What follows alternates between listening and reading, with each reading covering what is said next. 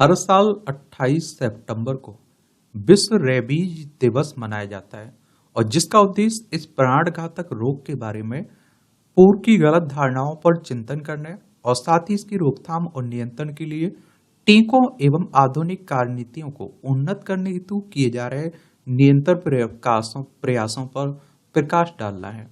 और मैं आप लोगों से हमेशा कहता हूं कि इस तरह के जो दिवस मनाए जाते हैं, जो डे मनाए जाते हैं, उनके बारे में एक सामान्य जानकारी जरूर रखा करिएगा, क्योंकि इस तरह के टॉपिक से आपके एग्जाम में क्वेश्चंस पूछे जाते हैं। चाहे आप लोग सिविल सर्विस एग्जाम की तैयारी कर रहे हो या फिर किसी स्टेट पीसीएस एग्जाम की तैयारी कर रहे हो, बहुत सारी वनडे एग्जाम भी वो आपके होते रहते हैं। और इसीलिए तो मैं कहता हूं कि आप लोग जिस भी एग्जाम की तैयारी कर रहे हो उसका सिलेबस और पुराने क्वेश्चंस पेपर उठा के जरूर देख लिया करिएगा। तो आज की इस क्लास में हम लोग विश्व रेबीज दिवस के बारे में बात कर लेते हैं। आखिर ये रेबीज क्या होता है, इस पर हम लोग बात करेंगे और विश्व रेबीज दिवस के बारे में हमें क्या क्या जानना चाहिए उन्हें भी देखेंगे हम लोग। और भारत में रेबीज संबंधी तथ्य क्या है उन्हें भी हम लोग जानेंगे और रेबीज के उपचार हेतु भारत की तरफ से क्या पहल की जा रही है उन पहलों के बारे में भी जानेंगे। तो सबसे पहले बात आती है कि आखिर ये रेबीज क्या होता है। यह एक टीका निर्वाय वायरल जोनोटिक रोग है। यह रोग ribo nucleic acid RNA virus के कारण होता है जो उन्मत्त पशुओं, कुत्ते, बिल्ली, बंदर इत्यादि की लार में मौजूद होता है। मानव में कैसे फैलता है, तो इसका संचरण मुख्य रूप से संक्रमित कुत्तों के काटने से होता है। जब कोई कुत्ता काट लेता है तो उसी की बात हो रही है, तथा समय पर टीकाकरण से पूर्णतः इसका निवारण भी किया जा सकता है, इसे खत्म भी किया जा सकता है।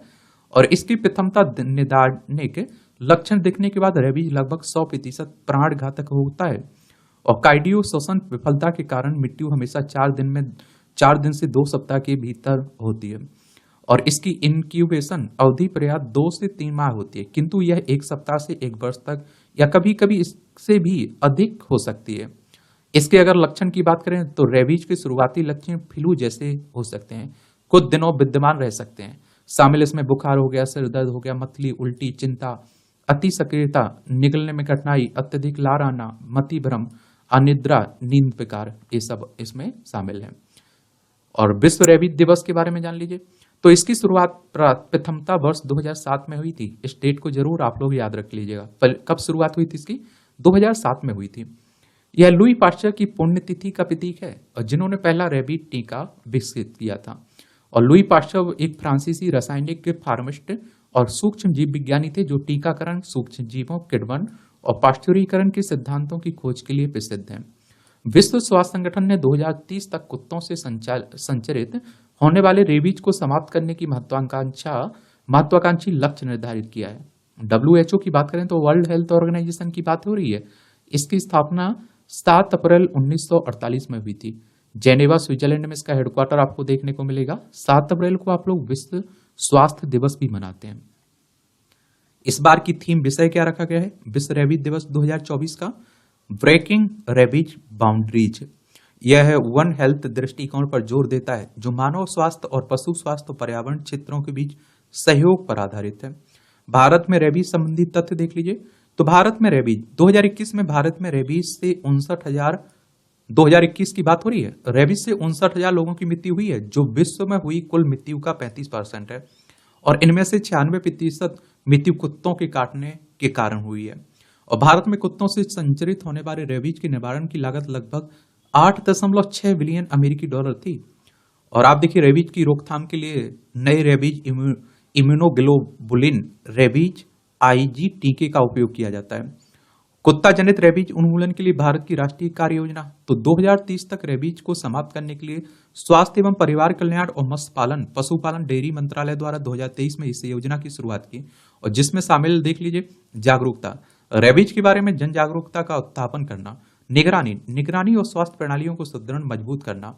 और आप देखिए टीकाकरण, मनुष्य और कुत्तों के लिए रोग निरोधी टीकाकरण, कुत्तों की संख्या का प्रबंधन, रेबीज वैक्सीन के स्टॉक की वास्तविक समय पर निगरानी और लाभार्थियों का रिकॉर्ड दर्ज करना इसका उद्देश्य है। और राष्ट्रीय रेबीज नियंत्रण कार्यक्रम भी चलता है, पशु जन्म नियंत्रण कार्यक्रम भी चलता है। एक स्वास्थ्य दृष्टिकोण, रेबीज नियंत्रण नीतियों को सुदृढ़ यानी कि मजबूत करने और अंतर्राष्ट्रीय सर्वोत्तम प्रथाओं को अपनाने के लिए विश्व स्वास्थ्य संगठन और ये के बीच सहयोग भी हम लोग करते हैं एक तरह से, तो उसी की बातें हो रही हैं। ये भारत की तरफ से पहल चल रही है। वर्ल्ड ऑर्गेनाइजेशन फॉर एनिमल की बात हो रही है, हेल्थ की। इसका पेरिस फ्रांस में हेडक्वार्टर देखने को मिलेगा।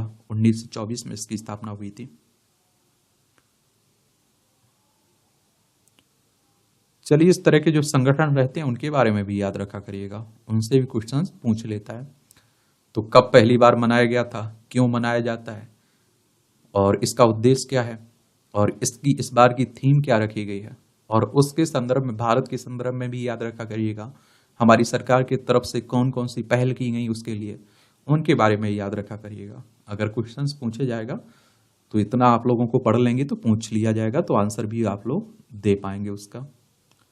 अब आपका कोई सवाल हो, मेरे लिए सुझाव हो, तो आप लोग बता सकते हैं कोई।